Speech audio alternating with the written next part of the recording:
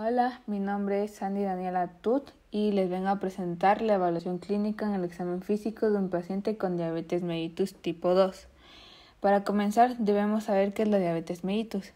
Esta se debe a una secreción anormal de la insulina y a grados variables la resistencia periférica a la misma, los cuales nos conducen a la aparición de una hiperglucemia, y los síntomas iniciales se relacionan con una hiperglucemia e incluyen también la polidipsia, polifagia, poliuria y visión borrosa.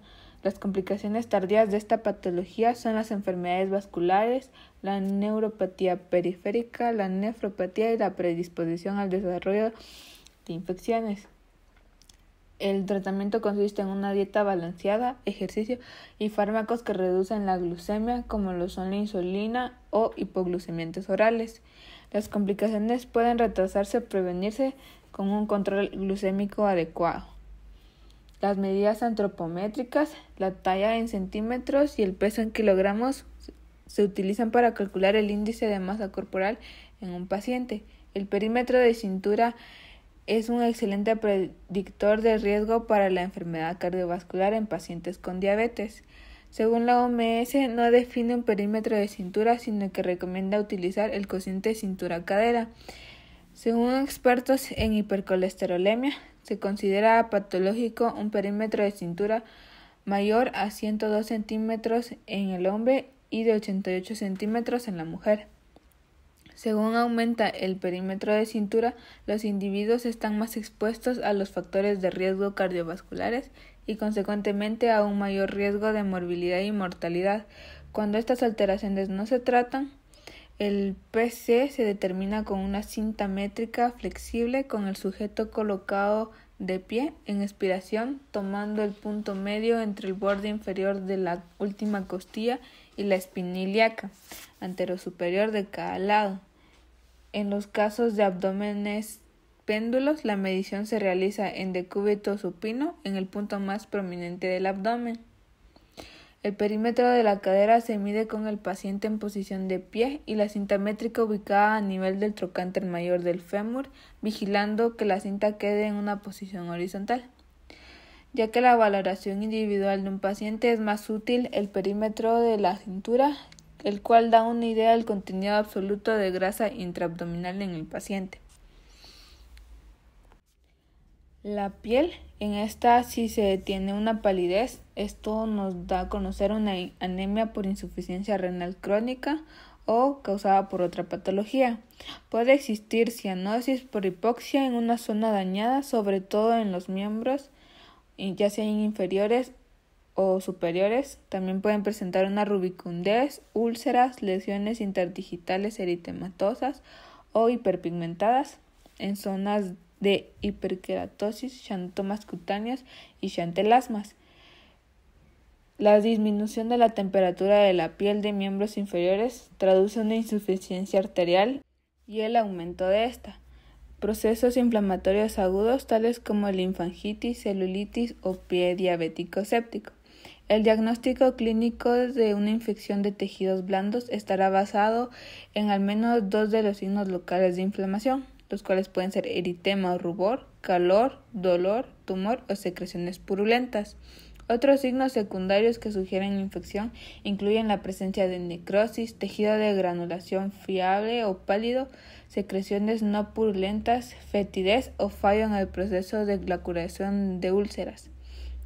Deberá buscarse la piel fría y sudorosa generalizada que en ocasiones presenta el paciente al llegar a la consulta, pues puede ser expresión de hipoglucemias mantenidas en varios horarios del día y estas pueden ser peligrosas a corto y mediano plazo. Mucosas. En esta, la sequedad de la boca permitirá detectar algún grado de deshidratación en pacientes descompensados, aunque también puede ser consecuencia de cambios estructurales como una disminución acinar e infiltración de grasa en las glándulas salivares por daños ocasionados por la propia diabetes. Se deben buscar también enrojecimientos que pueden obedecer a procesos sépticos, sobre todo en encías, ya que pueden presentar hiperpigmentación, erosiones y úlceras. Uñas. Son asiento frecuente de micosis o engrosamientos que deben ser revisadas y tratadas para evitar complicaciones de la propia diabetes. Tejido celular subcutáneo. Puede haber atrofias del tejido o bien edemas que se traducen casi siempre como daño renal, cardioesclerosis descompensada, linfangitis y edemas neuropáticos o idiopáticos, que son la causa más frecuente de la misma. También se debe evaluar la tiroides, ya que existe frecuente asociación de enfermedades tiroideas en estos pacientes y deberá buscarse aumento de volumen localizado o generalizado en la glándula, así como alteraciones de su función. Según la OMS, define el bocio como todo aumento de volumen del tiroides con un lóbulo lateral superior al tamaño de la falange terminal del dedo pulgar del examinado, lo cual corresponde a 4 y 5 veces al tamaño normal, el cual se clasifica como grado 0, no hay bocio, grado 1, tiroides palpable, que ésta se divide en 1A y 1B. 1A sería bocio palpable pero no visible, 1B bocio palpable y visible con el cuello en extensión, en el cual se incluyen los nódulos de tiroides. El grado 2 se encuentra un bocio palpable y visible en el cuello en posición normal. Grado 3, bocio voluminoso reconocible a distancia. Al detectarse aumento de volumen de la glándula con nódulos o no, o sospecha de la disfunción tiroidea, se deberá remitir al endocrinólogo o especialista en medicina interna, en su defecto, quien decidirá la realización de ultrasonografía tiroidea o pruebas funcionales. En miembros inferiores se debe examinar, ya que en los diabéticos la hiperglucemia crónica y la existencia frecuente de comorbilidades asociadas con la diabetes mellitus favorecen a la aparición de la disfunción endotelial, que contribuye a la aparición de la micro y macroangiopatía diabética. Los pulsos pedios y tibial posterior. Los pedios se localizan en el dorso de los pies, habitualmente se palpa medial al tendón extensor del artejo mayor, pero en algunos casos es necesario abarcar un área un poco más lateral y los tibiales posteriores por detrás de los malleolos internos de cada tobillo. Cuando existen lesiones arteriales importantes en el diabético, puede ocurrir claudicación intermitente, que es un dolor por isquemia que se presenta en el sector afectado cuando se efectúa una mayor actividad muscular. Puede ocurrir en las extremidades superiores o en las inferiores. Si es en las piernas, el dolor se presenta al caminar una cantidad determinada de cuadras y se alivia con el reposo. En una obstrucción arterial aguda, el segmento distal pierde sus pulsos, se vuelve pálido, frío y le genera dolor al paciente. Según el grado de isquemia, se pueden comprometer los movimientos y la sensibilidad. La enfermedad arterial periférica debe pensarse ante la presencia de claudicación intermitente, pies fríos, disminución o ausencia de pulsos, atrofia de tejido celular subcutáneo y pérdida del pelo de las extremidades. En la insuficiencia arterial crónica se encuentran pulsos débiles o ausentes, frialdad distal y alteraciones tróficas. La mayoría de las veces la ausencia de los pulsos es bilateral, pero puede ser unilateral aún sin cambios tróficos de piel y otros signos, y ser traducción de riesgos de pie diabético, por lo que la información al paciente sobre el cuidado de sus pies es fundamental. La revisión detallada de las piernas y pies permite detectar signos de infección, ulceración o destrucción de tejidos profundos del pie asociados a neuropatía o enfermedad vascular periférica en los pies y plantear el diagnóstico de pie diabético. Las características de las lesiones permiten clasificar el pie según la escala de Wagner. En grado 0, el pie en riesgo por presencia de enfermedad vascular periférica, neuropatía, deformidades ortopédicas, pérdida de la visión, nefropatía y edad avanzada. Grado 1, se presenta una úlcera superficial. Grado 2, una úlcera profunda que llega al tendón, ligamento y articulaciones y hueso. Grado 3, se localiza una infección como una celulitis, absceso o osteomielitis.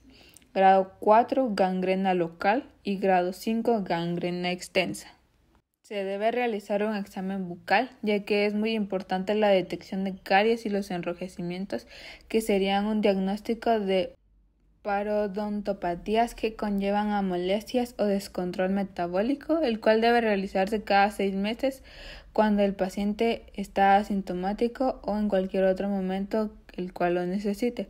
Las alteraciones más frecuentes a nivel oral incluyen la enfermedad periodontal, caries, candidiasis, quelitis comisural, las cuales son relacionadas con la xerostomía y la hipofunción glandular. Algunos pacientes por malos hábitos de higiene bucal presentan placas dentobacterianas y demás por su condición de diabetes.